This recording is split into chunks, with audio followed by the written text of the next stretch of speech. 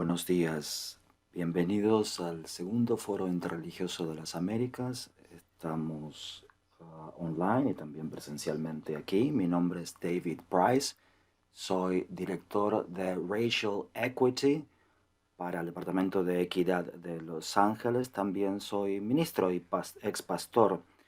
Hoy tengo el honor de moderar esta sesión sobre el tema de la cooperación interreligiosa de los jóvenes para luchar contra el racismo en las Américas.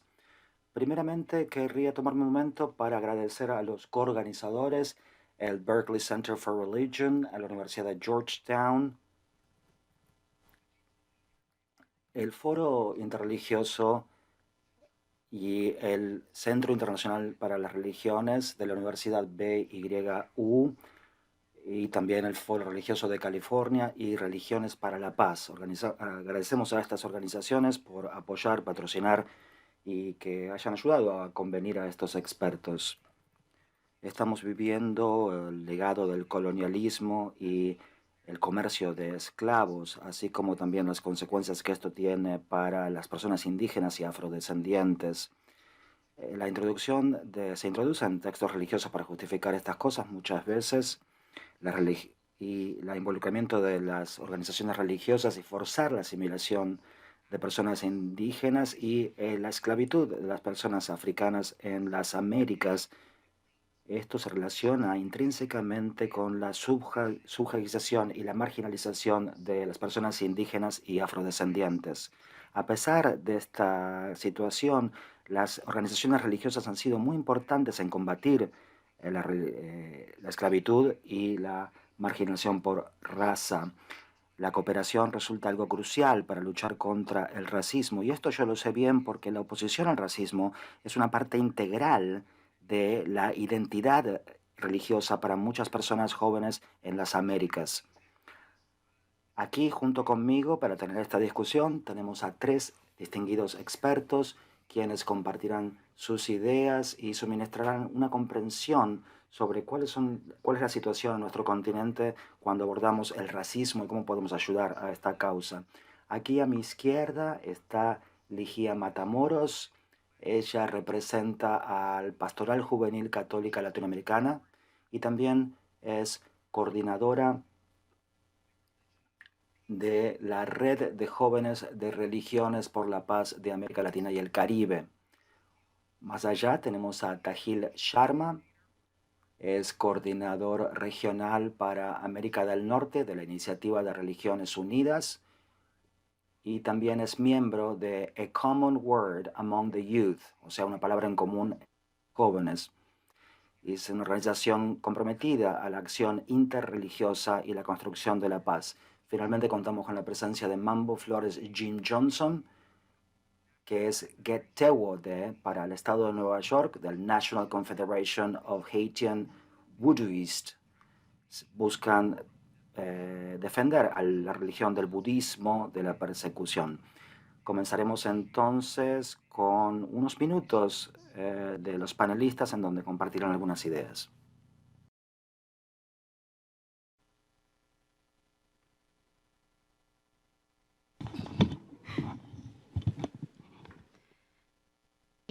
Bueno, para iniciar quisiera agradecer a todos y todas las organizadoras de este foro por la invitación. Me alegra muchísimo poder compartir con David, con Florence y con Tahil el panel de este foro dedicado especialmente a los jóvenes, y me alegra que sea con un tema tan desafiante. A lo largo del foro hemos escuchado en repetidas ocasiones que para cada uno y cada una de quienes estamos aquí presentes, y por supuesto para las comunidades que representamos, cada persona en el mundo tiene un valor enorme. Todos y todas tenemos claro lo que nuestra fe dice con relación a la dignidad de cada ser humano y nuestra responsabilidad de trabajar para garantizar que esa dignidad sea respetada y promovida, ayudando a construir condiciones de vida digna para todos y todas. Y escucharlo tantas veces y de tantas maneras ha sido muy motivador. Sin embargo, no puedo evitar también preocuparme porque pareciera que nos ha costado anteriormente y nos sigue costando todavía que esa claridad que tenemos de lo que nos pide, de que lo que se nos pide de nuestra fe concuerde en ocasiones con las acciones que realizamos. Y no quiero con esto quitar mérito, por supuesto, a las acciones que muchos y muchas dentro de nuestras comunidades impulsan en acciones y procesos muy inspiradores y coherentes. Pero creo que es necesario también admitir que no es una actitud generalizada dentro de nuestras comunidades, que todavía hay quienes parecen sentirse autorizados por su fe para sostener diversas formas de nacionalismos cerrados y violentos, actitudes xenófobas, desprecios e incluso maltratos hacia los que consideran diferentes. Es necesario ser muy honestos y aceptar que en el pasado se cometieron serios errores, abusos e injusticias, que aún existen formas de discriminación como el racismo, que tal vez creíamos superados, pero que reaparecen una y otra vez. Y es necesario reconocerlas y también, si es necesario, pedir perdón por las cosas que se hicieron en el pasado. Esto es algo que debe tocarnos el corazón especialmente porque desde las comunidades de fe no somos ajenos a esto.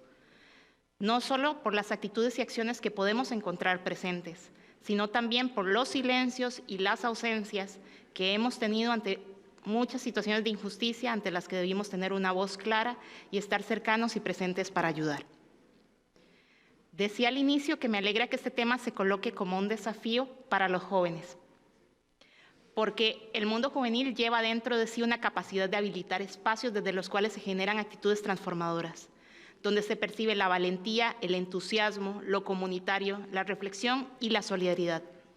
Somos conscientes de que los jóvenes son una riqueza para nuestros pueblos. Riqueza que se refleja en la alegría, la esperanza, la capacidad de soñar, sensibilidad y solidaridad ante quienes sufren. Los espacios de jóvenes dentro de nuestras comunidades permiten el encuentro, el reconocimiento de los distintos rostros de quienes están a nuestro lado, reconocerlos pero también valorarlos.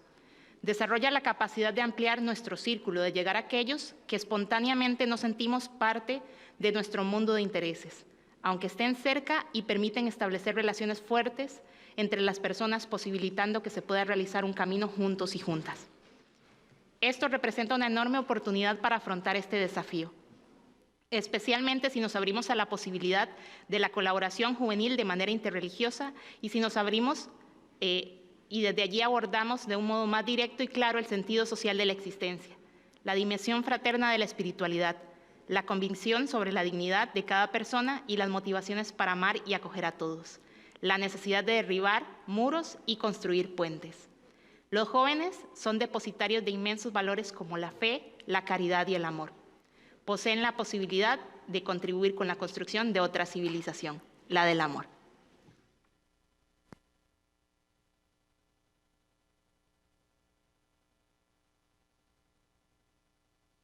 Usted se refirió a tantos temas tan impresionantes. Ustedes tienen tener el espacio, la capacidad de soñar y de transformar nuestras sociedades, realmente abordando, enfocándonos en ese tipo de autoridad que a veces tiene la gente, muchas veces en base a su religión, para tratar a la gente mal, a la gente que es distinta. Y unos temas muy interesantes. Querría avanzar hacia el próximo orador ahora.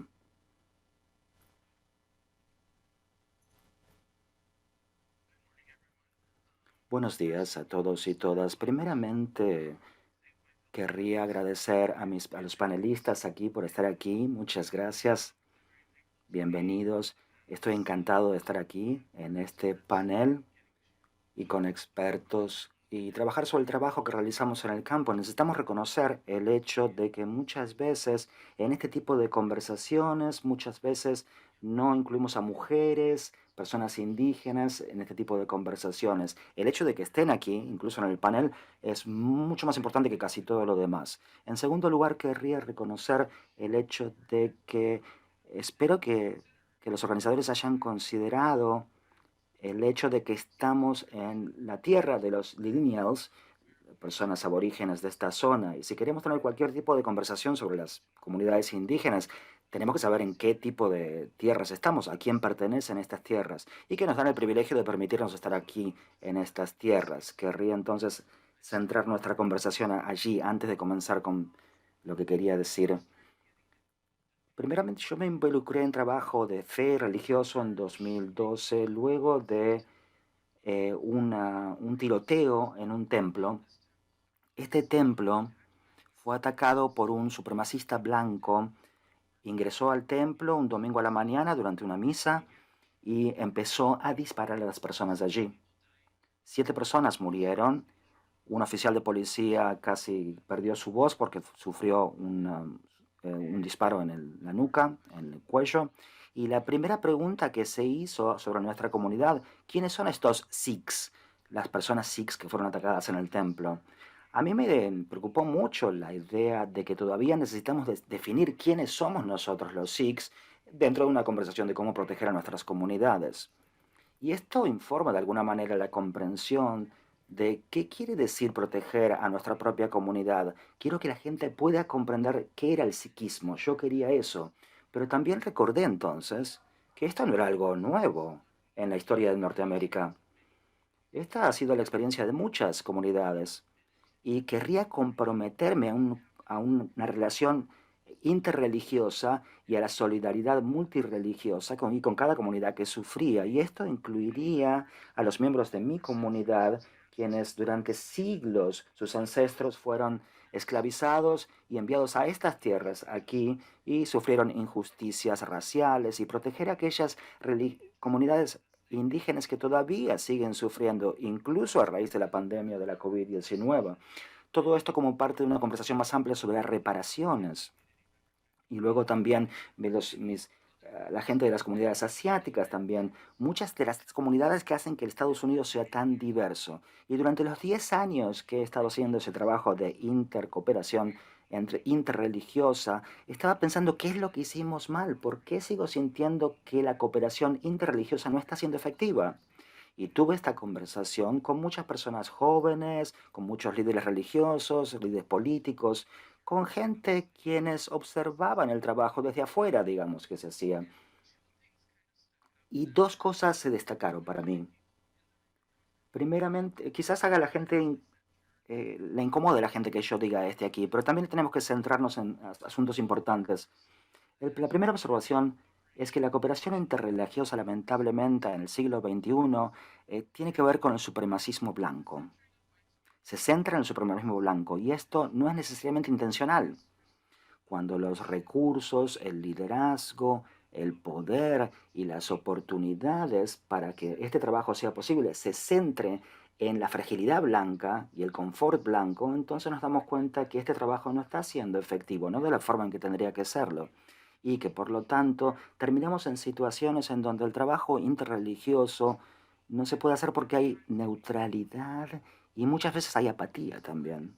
Este trabajo es algo que es realmente muy importante, es un desafío, porque como persona de color, como persona con una orientación bisexual, como una persona que sea primera generación indígena-americano, y también con personas de otras religiones como hinduismo, sikhismo, yo no veo que haya otros espacios en donde yo trabajo. Yo trabajo en una organización que es la Iniciativa de Religiones Unidas. Tenemos 11 cartas en más de 100 países. Cuando hablamos de trabajo comunitario en esos lugares, quiere decir muchísimo para nosotros. Yo trabajo como coordinador regional para Norteamérica, pero donde hay más de 100 organizaciones en Estados Unidos y en Canadá. Pero la mayoría de estas organizaciones tienen trabajo de cooperación interreligiosa, y la única diversidad que ven es la diversidad religiosa. Muchas veces no incluye otras voces, no incluye personas de otros colores de piel.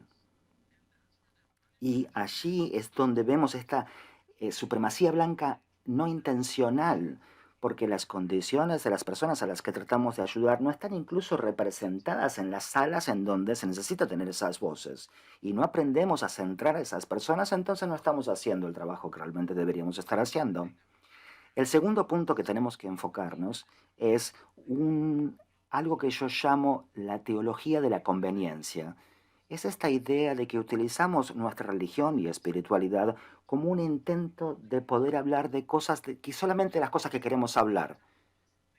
Y las cosas que nos relacionan con nosotros no hablamos de esas.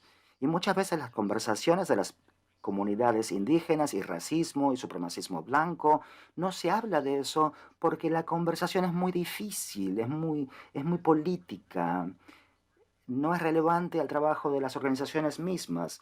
A veces esto puede ser parte intrínseca profunda de la función de la organización. Y entonces llegamos a darnos cuenta de que el trabajo interreligioso, que se trata de aprender de otras personas, incrementar el alfabetismo y construir puentes, y en última instancia se supone que tiene que llegar a la justicia y a la equidad. Esto no llega a la luz, estas intenciones, porque no nos permitimos sentirnos incómodos en tener distintos enfoques. Sobre el reconocimiento del racismo, tanto sistémico como cultural, hay muchas organizaciones interreligiosas que yo conozco que hacen mal este trabajo, que no se centran en las voces correctas. La historia de cooperación, Masa Cancún, es una persona que ahora está en México en realidad, y habló sobre sus experiencias tanto en Estados Unidos como en México y cómo el supremacismo blanco estaba muy presente. Esta persona, Vasu, es un amigo mío, solía ser miembro de la Iglesia de Jesucristo de los Santos de los Últimos Días y ahora vive en México, en Ciudad de México, y muchas veces se lo considera como alguien es, que tiene una pasividad blanca, y esto lo hacía más valioso, me parece a mí, lo hacía más accesible a las personas que muchas veces podían ayudarlo con recursos y a realizar el trabajo que hace. Ahora, lamentablemente, al llegar a Estados Unidos, ahora vive en Arizona, donde tiene una organización que fundó, muchas veces encuentra experiencias en las comunidades donde trabajan. Se lo desafía a él porque tiene la piel más bien blanca y se lo trata diferentemente por eso, pero también porque es una persona mexicana y entonces ha perdido un poco la confianza de la gente que trabaja con él. El hecho de que venga de otro país puede ser un problema para alguna gente. Y mucha gente utiliza la teología de conveniencia para el abuso y para tratar de... La inclusión está bien, dicen, siempre y cuando todo sea pacífico y no haya problemas. Y esto es un sesgo que no les permite hacer el trabajo. El trabajo va a ser menos productivo. Y entonces estamos aquí para desafiar esto, como parte de esta conversación hoy aquí, cómo en el contexto de las personas jóvenes en especial, cómo podemos desafiar el status quo de esta supremacía de conveniencia para poder garantizar que realmente estamos desarrollando todo el potencial que la colaboración interreligiosa puede producir. Muchas gracias. Muchas gracias. Muy interesante esta teología de la conveniencia. Aumentar y crear puentes a través de sentirse incómodos, ¿no? Sentirnos incómodos puede ser importante. Muchas gracias por esas palabras de apertura.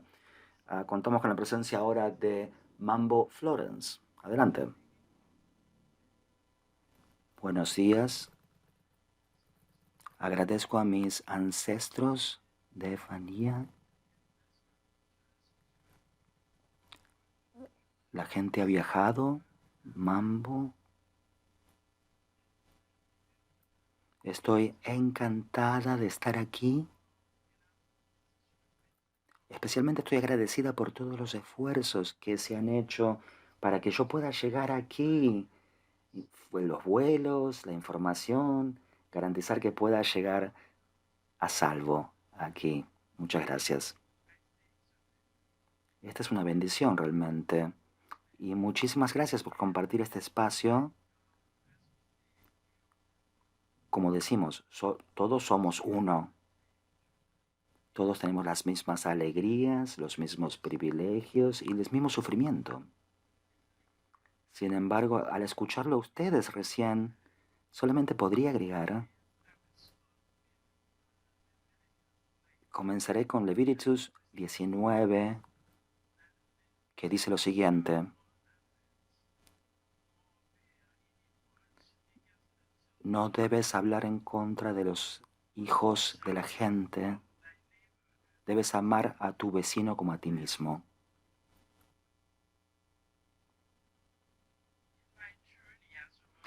En mi viaje como Nambo, aprendí a tener compasión por el mundo. Si el mundo no tiene compasión por mí, y siempre ser testigos de la belleza del Padre Superior. No voy a hablar sobre temas de racismo, colonialismo y el comercio de esclavo. Saber la verdad no nos da el privilegio de estar de ser siempre tener razón, ya que hay muchas capas de percepción de lo que ocurre, pero compartiré mi experiencia con ustedes. Como el padre Joano acabo de decir, todos tenemos buenas intenciones en el trabajo que realizamos, pero como hemos escuchado, esto es un diálogo. Necesitamos escuchar qué es lo que dice que es su problema, cómo yo percibo este tema, cómo yo vivo esta experiencia. Y esto es lo que voy a intentar hacer ahora con ustedes como líder religiosa, como madre, como distintas diversas funciones que tengo. Mencionaría que entre las comunidades de fe es críticamente importante para la lucha contra los males. Sin embargo, lo que se ha hecho a las personas indígenas, personas afroamericanas y descendientes, nuestros niños y niñas han experimentado la disasociación de sus comunidades y continúan experimentando trauma hasta el día de hoy. Por ejemplo, siempre experimentamos el síntoma de no poder vivir la vida propia de nosotros. Y luego yo dijo, uno es un hijo de Dios, pero como un ser humano y viviendo una experiencia de seres humanos, esto nos preocupa. Nos preocupa porque hemos tenido este tipo de experiencias. No, no quiero seguir repitiendo esto.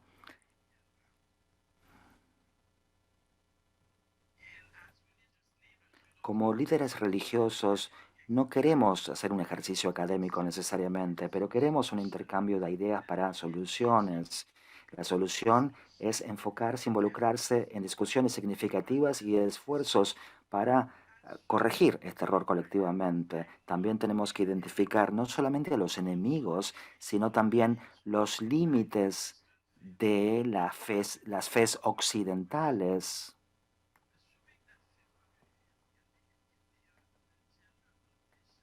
Pueden hacer que sea más fácil para resolver las situaciones a través de la reconciliación. Nuestra fe promueve la resignación, porque eso significa que no es simplemente un asunto de fe, es un asunto de acción, de actuar. Algo ritualístico, actual. Puedo compartir mi experiencia en este sentido. Se puede ser intolerante y en el caso de Haití también puede haber intenciones relacionadas con el asesinato. Lo más importante, la fe no puede abordar la historia y las ramificaciones del colonialismo y la esclavitud, que no han terminado. Estas situaciones son reales para mí, ya que se aprenden y están enraizadas en la historia. Necesitamos traer a los jóvenes a la mesa para que luchen contra el racismo en una búsqueda interminable. Y hay que pedir más inclusión, incluso cuando esa inclusión está legislada. Las formas que tenemos que acatar pueden ser cómplices con el mismo racismo. Y sé que muchos de nosotros no nos damos cuenta, pero es real. Y no podemos trabajar sobre la base del miedo. Debemos poner la información sobre la mesa para saber qué es lo que gatillan estas situaciones, estas experiencias vinculadas con el racismo. Hay que traer a los jóvenes a la mesa y para eso tenemos que identificar a las entidades. ¿Dónde se encuentran? Debemos encontrar a los actores. Por ejemplo, mi hijo me decía, mamá, tú no entiendes. Me repetía eso. Yo lo veo, pero él lo vive como un joven de 26 años. Me pongo un poco emotiva, pero bueno. En el caso de las organizaciones internacionales, las comunidades de fe, los líderes espirituales, religiosos, debemos juntarnos, reunirnos, no podemos ser políticamente correctos. Con amor y con dignidad y respeto tenemos que trabajar, si vemos que las cosas son cómodas o vemos la conveniencia de las cosas, no vamos a poder hacer un cambio. Tenemos que salir de este espacio de comodidad. Debemos traer a los jóvenes a la mesa para que continúen con nuestro trabajo y para hacer de este mundo un mundo mejor. Tenemos que crear un espacio seguro para ellos donde se sientan cómodos para contarnos sus historias. El diálogo es importante y ahí podemos reunirnos para juntar o reunir los recursos, darles los recursos a ellos para que puedan trabajar.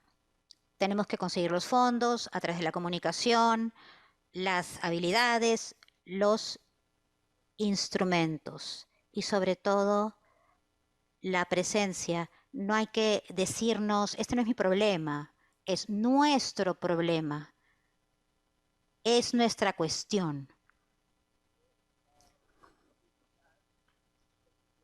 Y nos reunimos para poder identificar los problemas y ahí es que podemos encontrar las soluciones, discutir cómo encontrar las soluciones. Tenemos que reconciliarnos y perdonarnos a nosotros mismos. Debemos encontrar un espacio de paz dentro de nosotros mismos primero y luego transmitir esa paz a lo que nos rodean. Ámense a sí mismos como si fueran el regalo de Dios. Gracias. Estas presentaciones de apertura son tan dinámicas, son tan puntuales y han surgido muchos temas. Florence mencionó que el racismo y el colonialismo no han terminado. También mencionó la idea de tener que abordar lo que es real, no solamente juntarnos y hablar de la paz en un momento kumbaya, pero sí para crear el momento kumbaya, efectivamente hay que dirigirnos, apuntar, abordar las causas raíces. ¿Cómo podrían las redes juveniles religiosas, cómo podrían reunirse para enfocar o enfrentar los desafíos de los afrodescendientes con respecto al colonialismo? ¿Qué tendrían que estar haciendo estas redes para realizar el trabajo, para movilizarse? Cualquiera de ustedes podrían contestar la pregunta. Muy bien. Como dije, lo más importante acá es identificarme como persona, identificarnos como personas. Percibimos las cosas desde nuestra cultura, desde nuestra condición. Y siempre voy a hablar de mi hijo, que se encuentra muy enfocado. Cuando le digo algo y hago alguna otra cosa, él me dice, mamá, estás haciendo esto. Y puedo recordar lo siguiente. Cuando tenía 5 años y yo hablo con amor a todos los niños porque en mi casa hay muchos niños o iban muchos niños y una vez recuerdo que algo pasó y estaba viendo un programa de televisión y uno de los niños presentes simplemente cambió el canal y mi hijo me dijo, mamá, yo hago eso siempre, ¿qué es lo que está pasando? Yo pensé, yo pensé que amaba a todos los niños porque le llamado la atención. Entonces es un instinto natural. No quiero que las personas se sientan incómodas si es que tengo que decir, hablar la verdad. Recibo a los niños, los alimento, pero eso que hizo un niño, pero mi hijo estaba presente para que me enseñara el camino, me ubicara. Así que eso es un proceso de aprendizaje. Tenemos que aprender a amar. Probablemente no me guste esto, probablemente no me guste esta persona, pero debo transmitir amor. Absolutamente, es un ejercicio como aprender a querer a los niños, aunque no sean nuestros propios hijos, como si fueran nuestros. Y como líderes, siempre le hablo al ser superior, por favor, dame el regalo del amor. Excelente. ¿Quién quiere seguir? El trabajo de las redes interreligiosas tiene que ver con algo que ya mencionaba. Los espacios que se crean permiten encontrarnos con las personas, colocarles rostros, y eso marca la diferencia porque permite que lo valore a pesar de que seamos diferentes, ¿verdad? Me permite valorar la riqueza que hay ahí de su aporte y de su persona como tal. Entonces, pues creo que un trabajo mucho más interreligioso, porque creo que tal vez los esfuerzos que se han hecho de concientización acerca de este tema los hemos hecho más a lo interno de nuestras comunidades de fe y no tanto nos hemos permitido la oportunidad de encontrarnos de manera interreligiosa, por lo menos no en espacios juveniles. Y creo que ahí está la oportunidad de hacer verdaderos cambios. Yo quisiera compartirles algo que el Papa Francisco decía en un mensaje para la Comisión de América Latina. Decía, si no queremos perdernos en un mar de palabras vacías, miremos siempre el rostro de las mujeres, de los jóvenes y de los pobres. Mirémoslos como sujetos de cambio y no como meros objetos de asistencia. La interpelación de sus miradas nos ayudará a corregir la intención y a descubrir el método para actuar. Los jóvenes, porque en ellos habita la inconformidad y rebeldía que son necesarias para promover cambios verdaderos y no meramente cosméticos. Y quisiera señalar algo también, y que ya decía Melody en el panel principal, y es que si estamos poniendo sobre los hombros de los jóvenes un tema como este que es tan necesario atender, es porque también vamos a darnos la oportunidad como comunidades de fe, darles el lugar que corresponde, ¿verdad? De escuchar sus voces, pero también de darles la oportunidad de participar en cómo elegimos actuar con relación a este tema, ¿verdad? No, creo que no es justo poner a los jóvenes en nuestros discursos si no les vamos a dar la oportunidad de realmente hacer y los vamos a acompañar a hacer. Excelente, sí, los jóvenes deben estar en la mesa y muchas veces me pregunto, ¿cuál es la edad de los jóvenes? Cuando hablamos de los jóvenes y la participación de los jóvenes, ¿de quiénes estamos hablando? Tenemos que aprender a identificar de quién estamos hablando, porque creo que algunas culturas visualizan a la juventud de manera diferente en términos de la edad. Alguien podría decir que yo soy joven, pero yo me miro al espejo y digo, soy un hombre adulto. Muchas gracias, Ligia. Tahil, ¿querrías comentar sobre esta pregunta?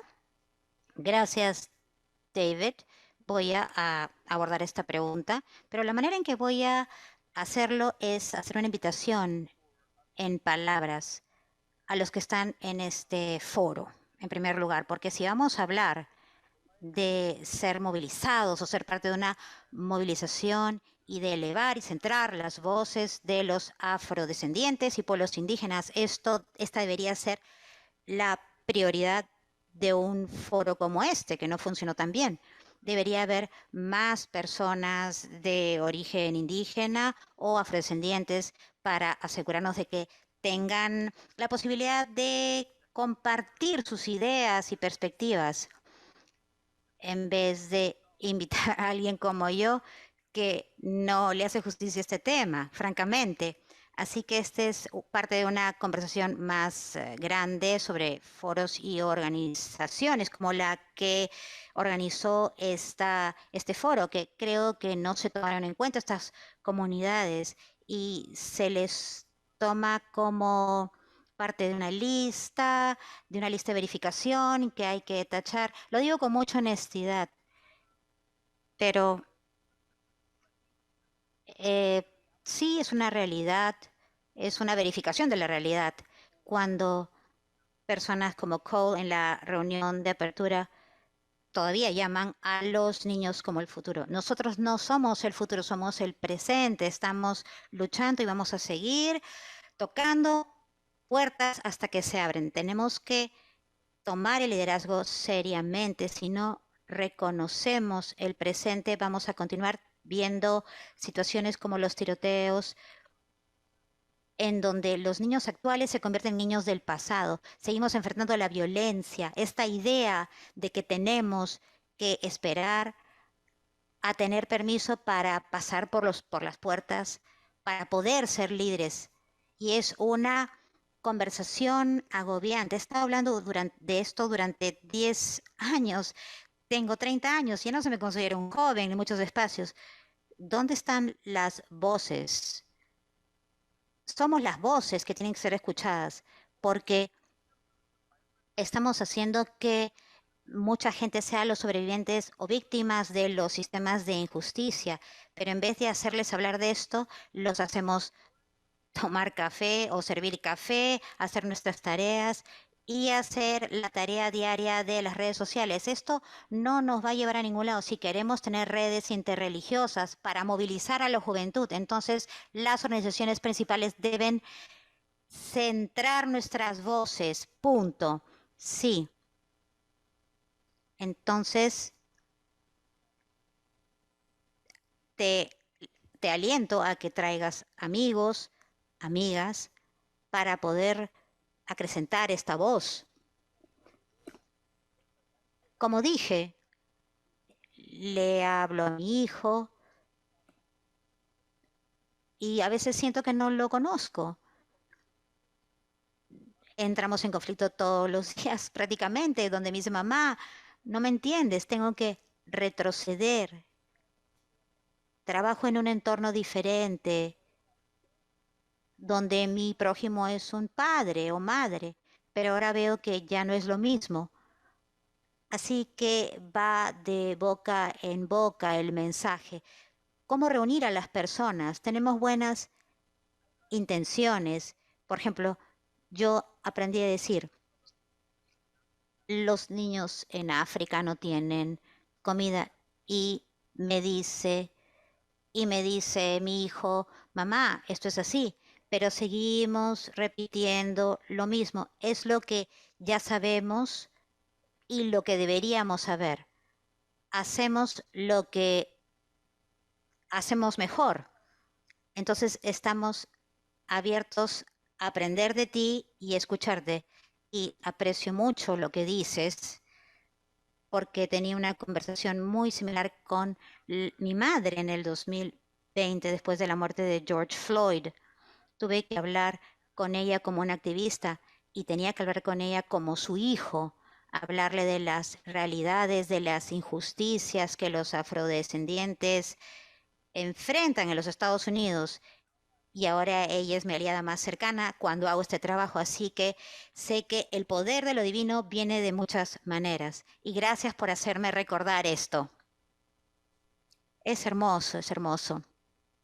Una de las cosas que estoy escuchando, y Tahil, es una verificación de la realidad.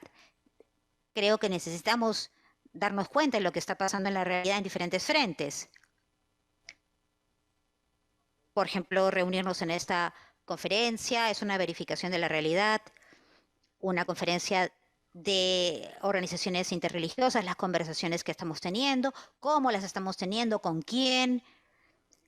Podemos avanzar e identificar lo que nosotros consideramos que tiene que ser verificado, lo que tenemos que poner sobre la mesa, lo que tenemos que plantear para discutir. desde mi experiencia, como dijo, por ejemplo, lo que se sabe y lo que se debería saber son cosas distintas. Lo que pienso es que los medios de comunicación no ayudan. Muchos de nuestros niños están enfrentados o expuestos a las redes sociales y ya no leen como se solía leer en el pasado y ven muertes, tiroteos en masa y esto tiene un impacto en el cerebro y luego viene el miedo, el temor y nos preocupamos de que el siguiente pueda ser uno de los nuestros. Entonces lo que he estado pensando es que crear un espacio, por ejemplo, mi casa es un espacio en donde los hijos de mis amigos se sienten cómodos. Podemos tratar con nuestros allegados, con nuestro círculo cercano. Podrían tener diferentes símbolos y tenemos que jugar con las mismas reglas. Si no tenemos acceso a diferentes personas o a muchas personas para contar su historia, cuéntate a ti mismo tu historia. O anda al parque o sal. Tenemos que encontrar formas de sanarnos para poder conectar. Es como en la electricidad. Si los cables están sucios, no puede pasar la electricidad. Entonces es tan sencillo. Por ejemplo, soy un afrodescendiente, pero también de origen asiático. Entonces, tenemos que comenzar con nosotros mismos, contar nuestras propias historias, contarnos a nosotros una historia. Y una vez que liberamos este dolor, ya no necesitamos recordarlo. Si no tenemos acceso a mecanismos de mediación o ayuda o asesoría profesional mental, podemos preguntarnos a nosotros mismos, ¿qué es lo que me molesta? Tratar de aprender nosotros mismos, con nosotros mismos, y luego, como yo diría, mi experiencia, nos conectamos. Cuando nos vemos, veo tu fe, puedo leerte, porque lo que yo noté está sucediendo tantas cosas. Estoy sentada a tu lado y puedo sentirte. Pero si estás tratando de limpiarte, liberar lo que te pesa, si es doloroso, ¿por qué hay que aferrarse a eso? Entonces, si te hago algún tipo de daño, discúlpame porque sé que podría hacerlo mejor. Puedes hacerme, puedes hacer que te quiera o que te odie, pero tienes control sobre ti, no sobre mí. Lo que tú vas a permitir que hagan mis acciones, cuál va a ser el impacto de mis acciones en ti. Haces algo y bueno, lo hiciste, lo hiciste. Si tienes paz, comparte la paz. Es el mejor consejo que puedo darte. ¿Qué verificaciones de la realidad necesitamos?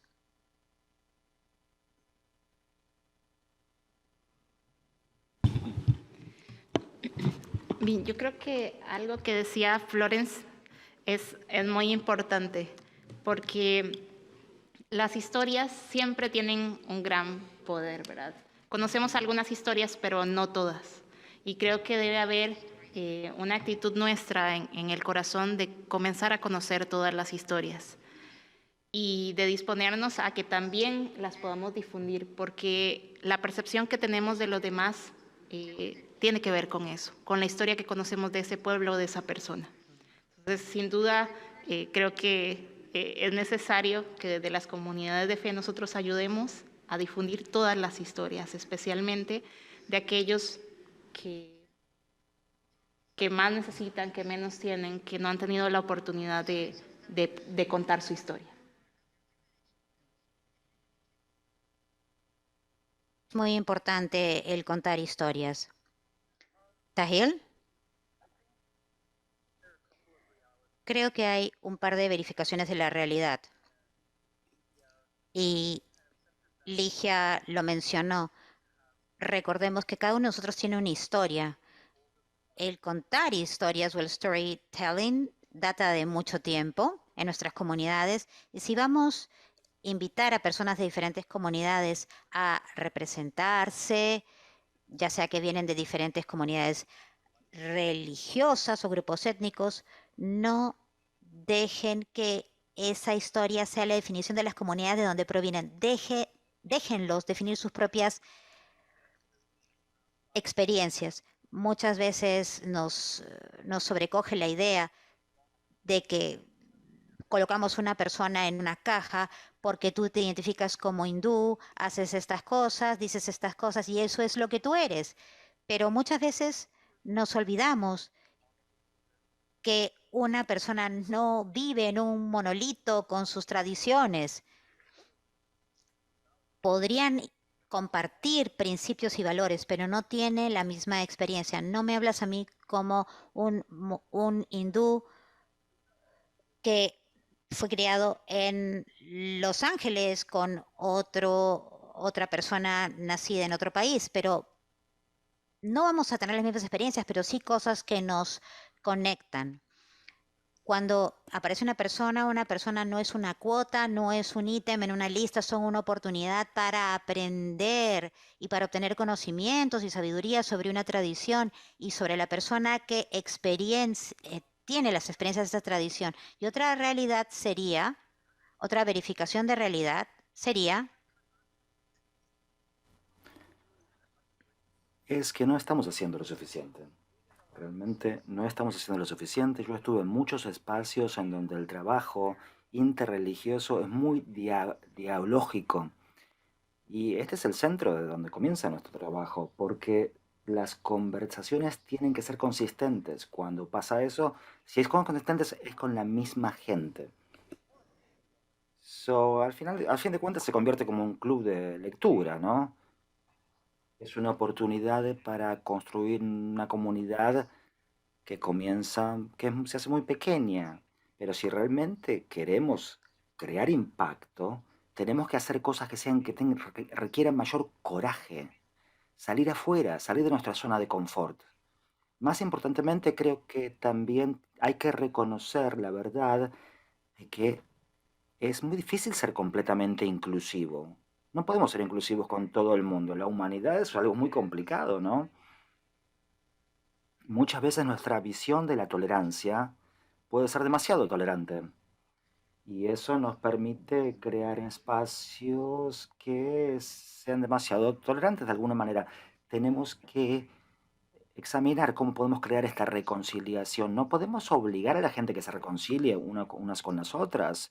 No les podemos pedir a los sobrevivientes de una violación sexual que se junten con sus violadores y que se incluyan. ¿Cómo sería ese proceso? No, no podemos esperar que todas nuestras comunidades marginalizadas hagan algo parecido. Tenemos que tener una situación de equidad para que entren en estos espacios, porque si se espera de mí que haga un trabajo interreligioso y que entre a una sala bajo la condición de que nadie se puede centrar en mis identidades, bueno, entonces me están dejando afuera antes de que entre, ¿no? Y esto no quiere decir que todo el mundo tiene que aprender todo al mismo tiempo, en un mismo lugar, no. El punto es utilizar conceptos como la escucha activa, hacer preguntas, escuchar con atención, y eso impacta las conexiones y aprendemos mejor, y los puentes se convierten en algo más resiliente, no están hechos de cerillas, ¿no? De un material muy débil.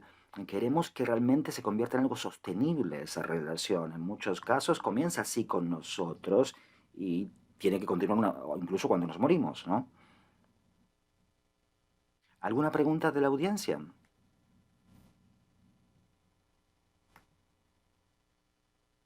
Está llegando el micrófono, un momento nada más.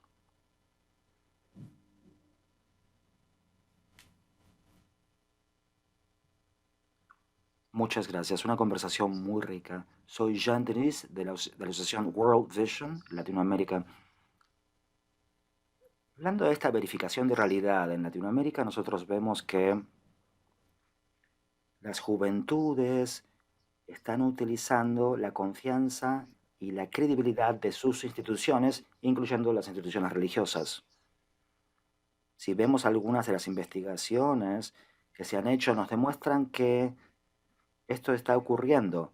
Ahora, eso no quiere decir que están perdiendo la fe, sus creencias, y tampoco significa que no se están involucrando con causas y movimientos sociales. Lo están haciendo, sí, y de una manera muy poderosa y más sólida que nuestras propias instituciones, ya que utilizan sus propios mecanismos como las redes sociales o las movilizaciones. Mi pregunta es la siguiente. Nosotros, como instituciones interreligiosas, ¿cómo podemos comprender mejor este fenómeno? ¿Cómo podemos desarrollar mejores estrategias o acciones para hacer que los jóvenes participen, para comprenderlos, pero para que participen también? Creo que esto resulta algo crítico para esas capacidades que ustedes nombraron, para abordar temas como cambio climático, violencia contra niños y niñas, etc. Tomaremos otra pregunta y volveremos. Una pregunta relacionada es esta. Tenía dos preguntas, pero una es muy relacionada. Una de esas preguntas iba a ser, hablando de redes y juventud, me estaba preguntando, yo tengo dos hijos adultos ya, que no están muy interesados en avanzar con estos temas, por algunas de las mismas razones que se hablaron aquí o por otras. ¿Cómo los invitamos a estos espacios? ¿Cómo hacemos que estos espacios sean atractivos para los jóvenes? Como alguien dijo, hay temas que tratar, sí, y estos temas van a continuar en el futuro con nuestros hijos. ¿Puedo hacer la otra pregunta? Sí, adelante. ¿Cómo definir a la juventud? Y Tajil también dijo, reconoció la tierra en la que estamos en este momento, tierras indígenas. Una tradición muy sólida indígena es esto de continuar cosas hacia los jóvenes, ¿no? Darle a los jóvenes una tradición, etc. Entonces, ¿qué tipo de... ¿Cómo uno se transforma en adulto en el día de hoy, ¿no? ¿Qué tipo de ritos hay para pasar a la adultez? Bueno, la primera pregunta primero, yo diría que la gente realmente no está necesariamente perdiendo la fe en las instituciones, quizás. Desde la perspectiva de la institución, entonces, ellos invitan a los jóvenes, las instituciones. ¿Quién querría responder a esa pregunta? Yo, yo voy a contestar yo mismo primero, por favor. Una de las cosas, no a mí mismo yendo a la iglesia, ¿no? Pero las instituciones quieren estar en un lugar seguro, ¿no? Las instituciones no se permiten ponerse en una situación de vulnerabilidad. No creamos espacios de vulnerabilidad, porque muchas veces las instituciones son muy rígidas, ¿no? Y no quieren desplazarse hacia los márgenes. Y porque son una institución, justamente, y quieren ser una institución sólida. Pero hoy en día yo diría que la gente joven están buscando por espacios en donde pueden ser sí mismos completamente. Les llamamos espacios seguros, ¿no? Safe spaces en inglés. Y sabemos nosotros cómo crear estos espacios seguros. Solamente quieren que la institución esté segura y no que el espacio necesariamente sea seguro para las personas jóvenes. Y eso se ve distinto, ¿no? Y la vulnerabilidad institucional es exponerse al daño de alguna manera. Las instituciones no quieren exponerse al daño, ¿no? Así que creo que primeramente tenemos que tener una comprensión de cuáles son nuestras habilidades y qué es lo que están buscando los jóvenes. Y ser suficientemente corajudos como para hacer ese cambio, como iglesia, como una denominación. Esos son mis pensamientos. En 2018, la Iglesia Católica hizo un proceso de reflexión en torno a los jóvenes. Los jóvenes, la fe y el discernimiento vocacional fue el tema.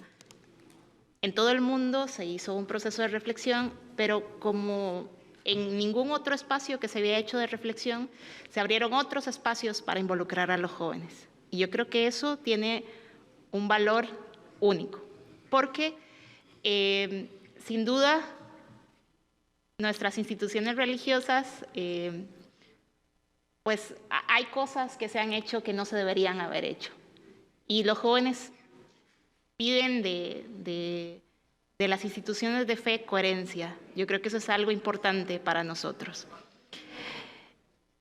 Y creo que entonces nuestras comunidades, instituciones religiosas deberían abrirse para también escuchar esos pedidos que hay de los jóvenes, porque a veces esos espacios no se encuentran.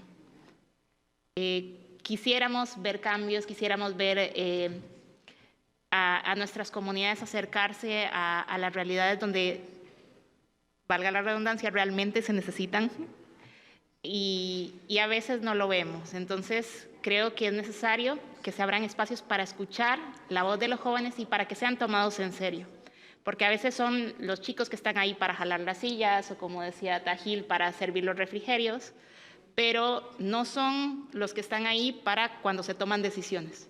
Entonces no se puede esperar que los jóvenes realmente se involucren si no los tomamos en serio, si solo están ahí como para relleno y para vernos bonitos en la foto, ¿verdad? Entonces yo creo que es necesario repensar justamente eso. Y vuelvo a lo que decía, o sea, si estamos colocando, porque este tema fue el racismo, pero desde la colaboración interreligiosa de los jóvenes. Entonces, estamos colocando el peso de este tema sobre los hombros de los jóvenes. Si lo estamos colocando sobre los hombros de los jóvenes es porque vamos a invertir los recursos y les vamos a dar el espacio para que ayuden a transformar esta realidad. Entonces, si los tomamos en serio, pues vamos a tenerlos involucrados.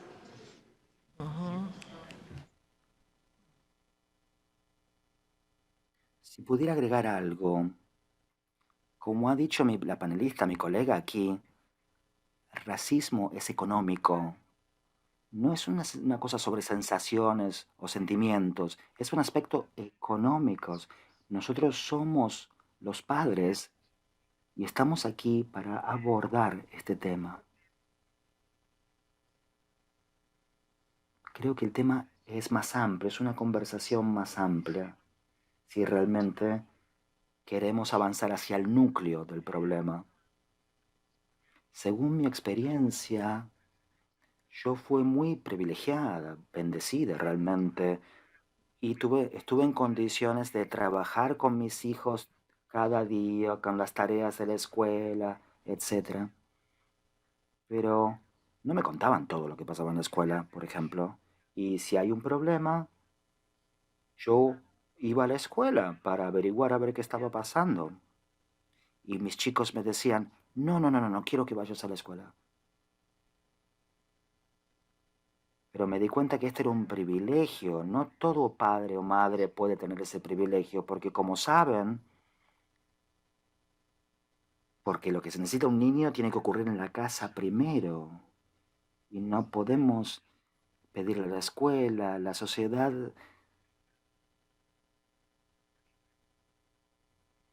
Intento no decir nada negativo, ¿no? Trato de no decir palabras negativas. La sociedad se ha convertido en algo no muy bueno, digamos.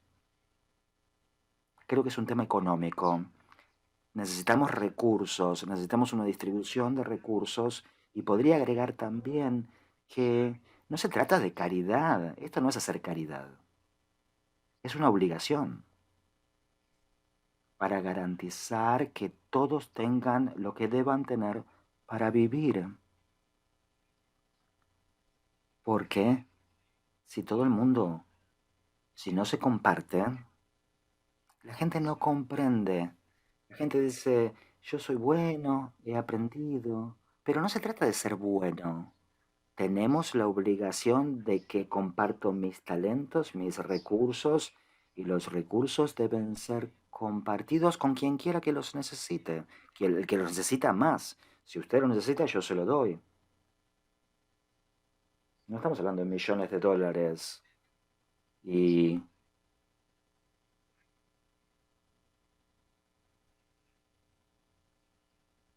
eso es todo lo que puedo decir. Tenemos la obligación de compartir nuestros talentos y nuestros recursos. Y quien sea que lo reciba, debe estar agradecido. El Dios quiere que agradezcamos esta bendición. Dios puso todo aquí en el mundo. Hay abundancia para todos nosotros en este planeta. Si dejamos de ser tan egoístas y tan centrados en nosotros mismos, esas riquezas tienen que ser compartidas. No es que nadie es dueño del mundo. Somos parte del mundo. Creo que es un tema económico entonces, sí.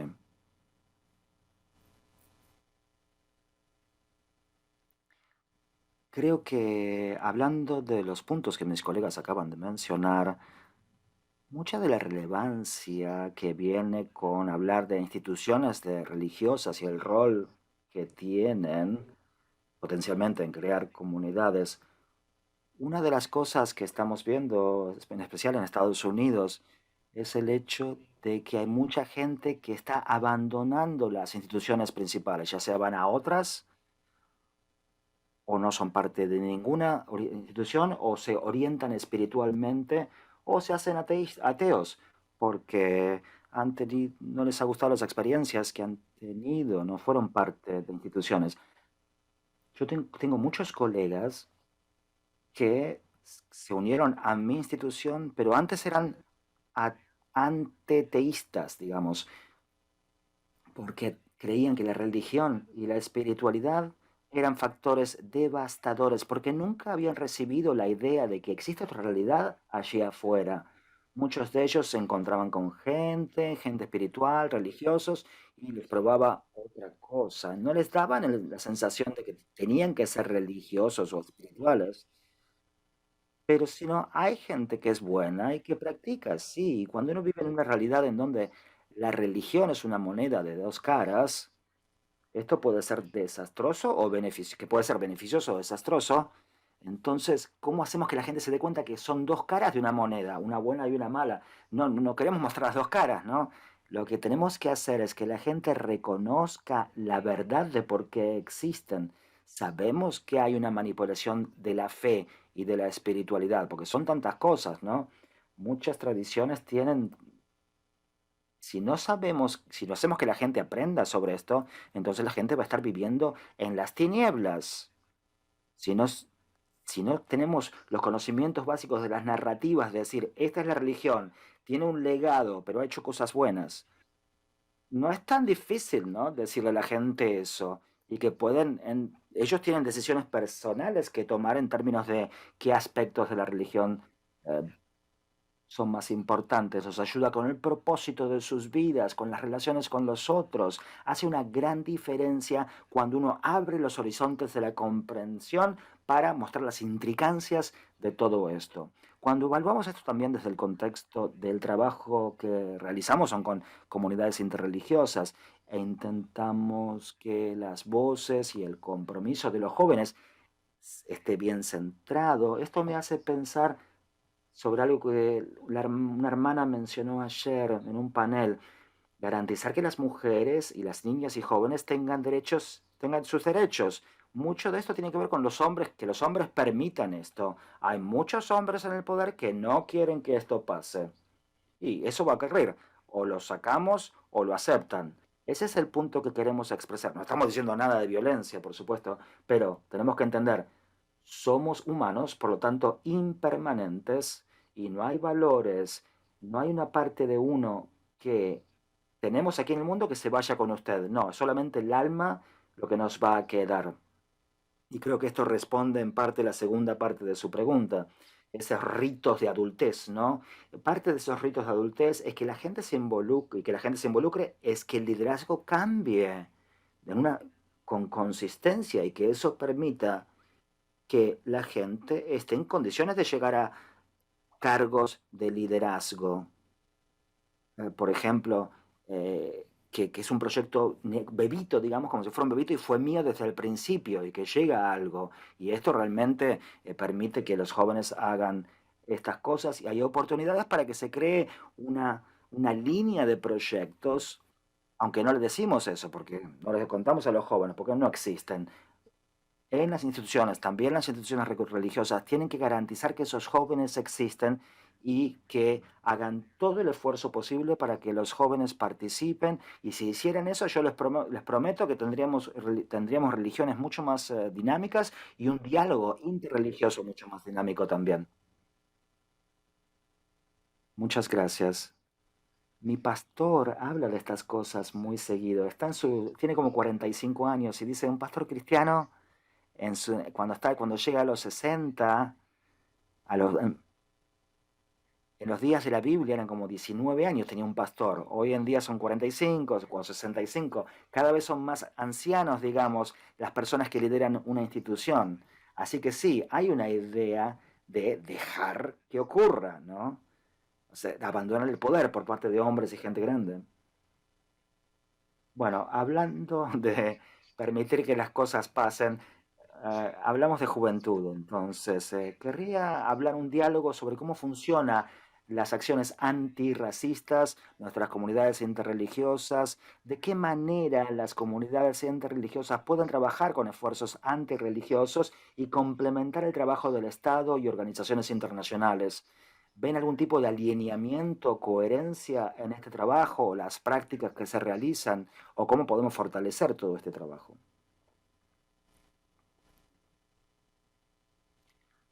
Yo diría que tiene que haber diálogo para identificar, por ejemplo, en Haití, el Estado, la religión no se percibe de la misma forma. Contamos con ministros religiosos o ministros que tienen discursos del odio. Si pudiera decir, le dicen a que los seres humanos son malos. Y esta no es la palabra de Jesús.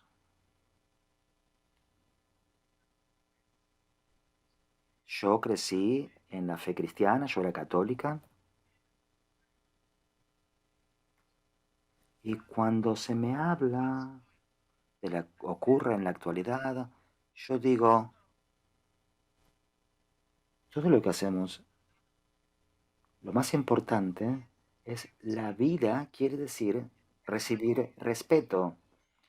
No importa si usted es una buena persona o si es mala persona, no es para mí, no debo juzgar yo eso. Dicen que tenemos que aceptarnos como iglesia, como personas. Y eso no está bien.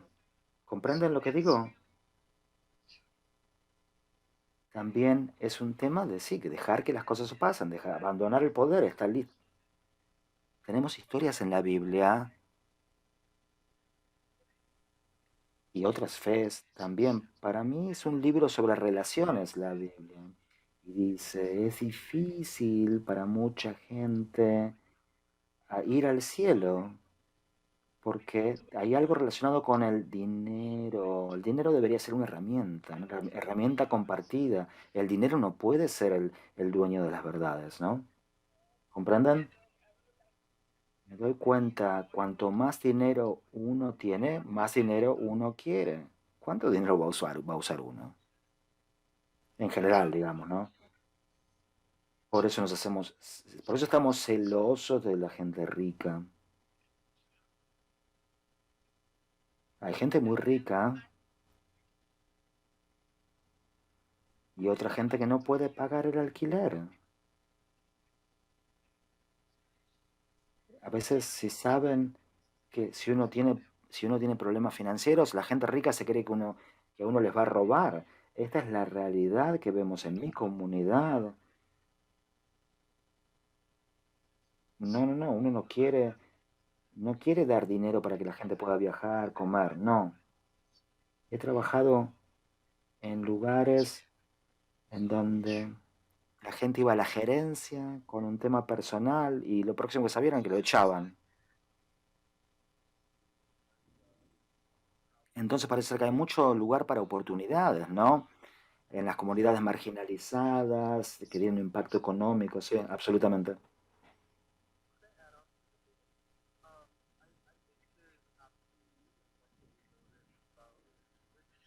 Deberíamos hablar sobre las personas ricas, las instituciones ricas y la forma en que utilizan el dinero. Por ejemplo, hay personas en la comunidad de fe que tienen más dinero que en otros países. Hay que ver en qué prioridades apuntan para utilizar el dinero, si no es para beneficiar a los pobres o a los marginalizados. Están creando una vaca sagrada, no están haciendo el trabajo de Dios. Vengo de una tradición como la de los Sikhs, una tradición que sirve al prójimo de manera incondicional.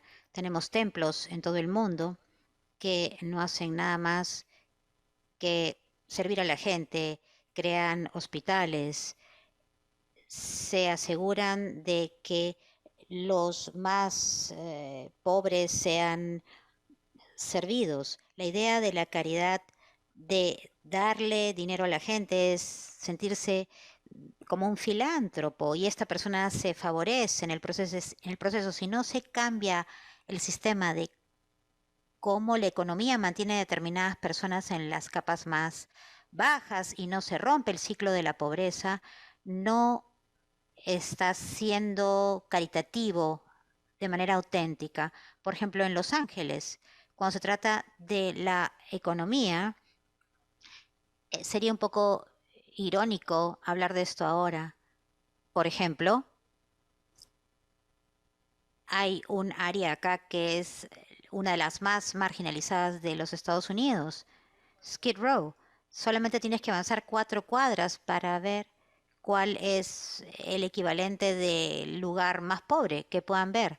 Si no vemos la posibilidad de servir a las personas, no una única vez, pero asegurarse que todas las personas tengan una vivienda.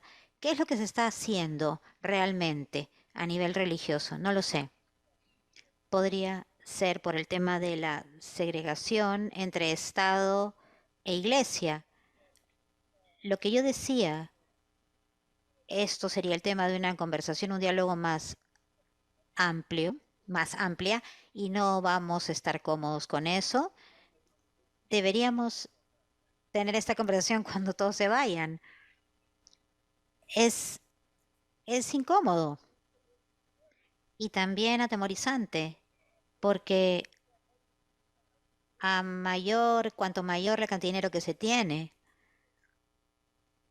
por ejemplo, esta no es una discusión sobre la base de la fe.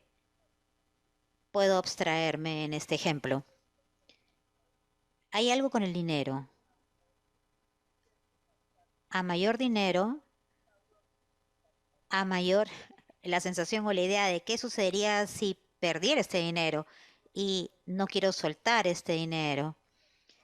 Entonces hay demasiada información, demasiado conocimiento, si inviertes acá vas a obtener más.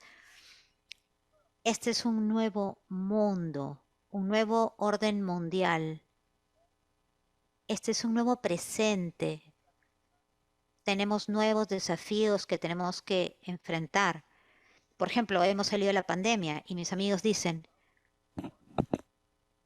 debería estar hablando de cosas más positivas. El hecho único de seguir con vida, cómo sobrevivieron otras personas. Y necesitamos realmente ser nosotros mismos. Y al ser nosotros mismos podemos conectarnos con el prójimo y podemos abordar el tema, la parte central y actuar, tomar acción. Y cuando estoy ayudando en mi labor, encuentro que gente se acerca y me dice, estás haciendo mucho, demasiado. Entonces, si ves a alguien haciendo demasiado, la gente quiere advertirte, quiere decirte que ahorres, que no ayudes, no vayas aquí, no vayas allá. ¿No sería un hijo del universo. Si fuera a morir de un momento a otro, déjenme hacer lo que tengo que hacer. Necesitamos ser nosotros mismos, cumplir con nuestro propósito. Cada uno tiene su propósito. Y quiero mencionar algo. Sin importar lo que la persona esté haciendo, podría ser eso. Podría ser dar una idea, yo daría una idea y tú serías la persona que haga esta idea realidad, porque una vez que se plantea la idea, es la propiedad de todo el mundo. Entonces, uno tiene que preguntarse, ¿qué es lo que tengo que hacer yo? ¿Qué tengo que hacer yo misma? Vengo acá con recursos, simplemente estoy acá para presentarme como una bella persona de raza negra. No, tú no sabes cuáles son los regalos, los dones que Dios me ha dado. Podía acá hacer un show unipersonal.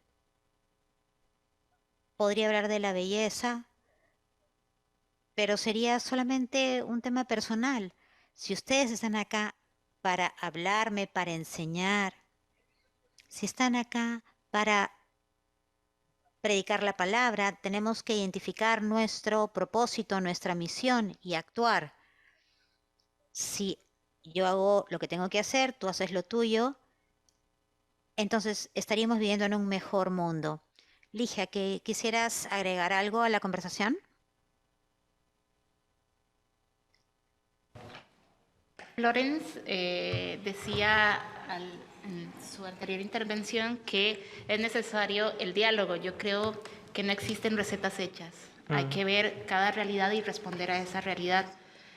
Pero sin duda sí hay que buscar la forma de colaborar para resolver las necesidades y colaborar con los estados, ¿verdad? Porque es real que los territorios con presencia de población afrodescendiente y población indígena realmente tienen situaciones de pobreza y de limitación de acceso a muchos servicios, incluso limitaciones en cuanto a oportunidades. Así que era algo de lo que decía yo también al inicio. A veces hemos guardado muchos silencios con relación a estos temas y no hemos estado presentes en los espacios donde deberíamos estar presentes. Entonces yo creo que este es un momento para eso, donde realmente nos necesitan estar presentes y tener una voz más fuerte para llamar a que estas cosas cambien. Muchas gracias. Una de las cosas que imagino cuando hago esta pregunta sobre el tema de los esfuerzos antirracistas con las organizaciones religiosas un complemento para el Estado. A veces pienso que va a ser algo positivo, pero corríjanme, hay muchas oportunidades que no estamos abordando y probablemente eso nos dice cómo anda la sociedad actualmente. El Estado no está haciendo lo suficiente, las organizaciones religiosas no están haciendo lo suficiente. Y aprecio que hayan compartido sus sentimientos sobre este tema y ver la forma de reconsiderar qué significa complementario. Complementario no necesariamente podría ser algo positivo, podría ser empujar a la gente que vive marginalizada más hacia los márgenes. Para terminar, si podemos pensar en un escenario ideal, no donde nos encontramos, pero a dónde nos dirigimos, ¿cuál sería el rol de las organizaciones DEFA para promover la sanación, la paz en las Américas? ¿Qué es lo que ustedes estarían esperando de sus organizaciones para promover la reconciliación, la sanación? ¿Cómo se vería este panorama para ustedes?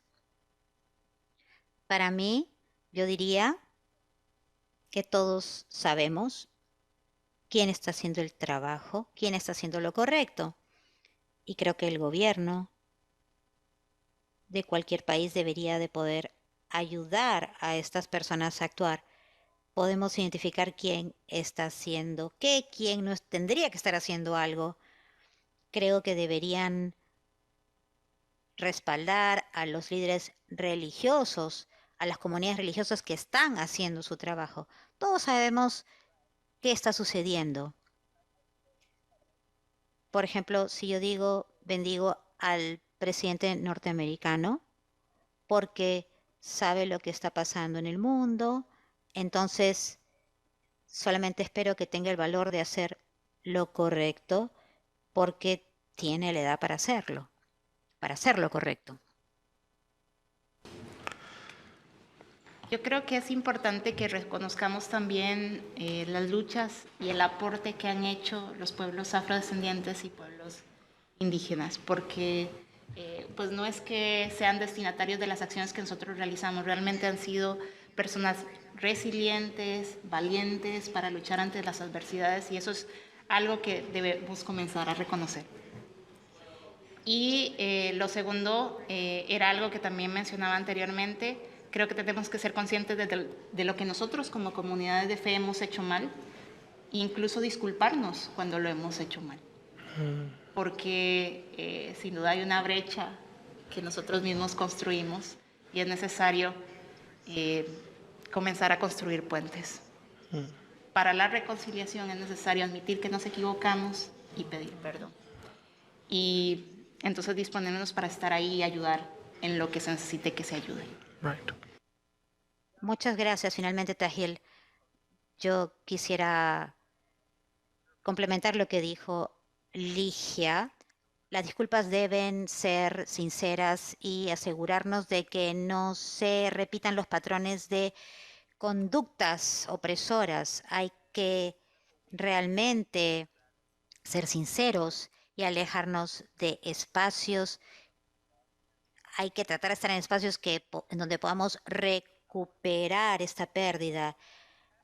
No se puede esperar sanar si es que hay una espada al costado. Hay que dejar las armas y sanar. Algunas de las cosas que se dijeron anteriormente se refirieron a que esa disculpa está pendiente desde hace tiempo y probablemente podría parecer que no sería necesaria, pero desde el gobierno de los Estados Unidos esta cultura se ha construido muy bien. Somos personas que no pedimos disculpas cuando actuamos mal. Y creo que eso debe cambiar desde el gobierno hacia las organizaciones religiosas, incluidas las personas que tienen esta idea que no deben pedir disculpas cuando se equivocan, incluso si es que no fue su responsabilidad, si no perteneció a nuestra generación. Hay que comenzar a pedir disculpas y ser sinceros. Hay que comenzar desde ahí. Se puede ganar mucho, se puede ganar mucha confianza de las personas que han sido marginalizadas en el proceso. Muchas gracias. Hay mucha riqueza en la verdad con respecto a lo bueno, a lo malo que seas. Sé quién tú eres. Preséntate. Ponte de pie como persona, como comunidad, como gobierno. Podríamos aplaudir, dar un aplauso a los panelistas.